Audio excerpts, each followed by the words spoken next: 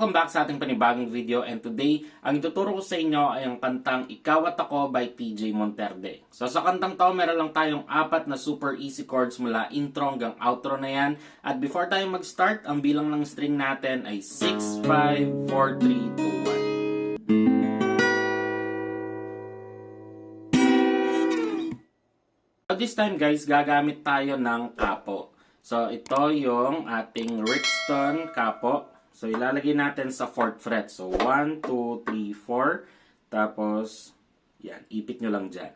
And then, pwede na tayong mag-start. So, umpisa na natin sa una nating chords. Yan ay D. So, pag may kapo kayo, pag magko-chords kayo, lalagpasan nyo yung katabi niyang fret.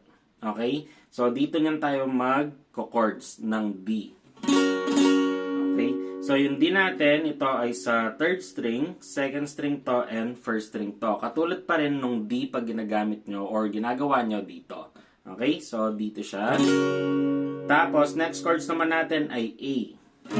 So, yung A natin, ito ay sa 4th string, 3rd string to, and 2nd string to.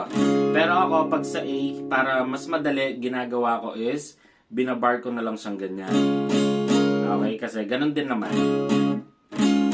Okay? Tapos, next chords natin ay B minor. So, yung B minor natin, ganito siya. So, itong hintuturo natin, dito siya sa 4th string or 5th string hanggang 1st string. Tapos, ito naman ay sa 4th string, 3rd string to, and 2nd string naman to. Okay? At yung pinaka-last chords natin ay G. So, yung G natin, ito ay sa 6th string, 5th string to, 2nd string to, and 1st string naman to. So, pag alam nyo na yung 4 na chords na yan, alam nyo nang tugtugin yung buong kanta. So, sa strumming pattern naman tayo. Bibigyan ko kayo ng 2 klaseng strumming pattern, pero kayo nang bahala kung ano yung mas madali para sa inyo. So, yung una ay down, up, up, down, up, up, down. Tapos, lilipat agad ang chords. Down, up, up, down, up, up, down, down, up, up, down, up, up, down, down, up, up, down, up, up, down. Okay? So, yan yung una nating strumming pattern. Yung pangalawang strumming pattern naman na may sasuggest ko, dadagdagan natin ng down, up sa dulo. So, ganito siya. Down, up, up, down, up, up, down, down, up, down, up, up, down, up, up, down, up.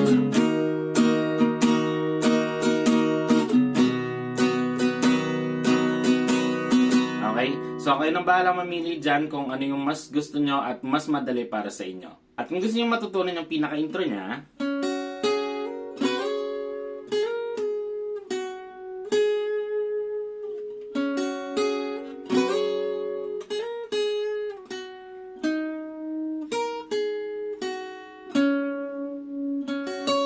i-comment nyo lang dyan sa baba at gagawa tayo ng panibagong video para dito. Tara, practicein natin na sabay-sabay yung ating intro, verse at chorus. 1, 2, 3.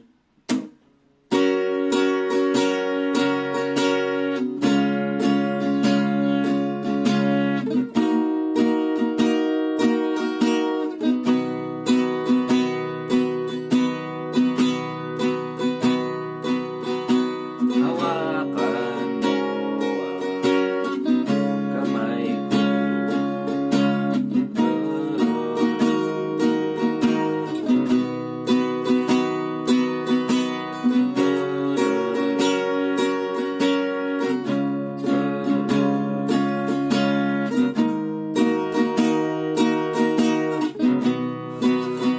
Ikaw at ako.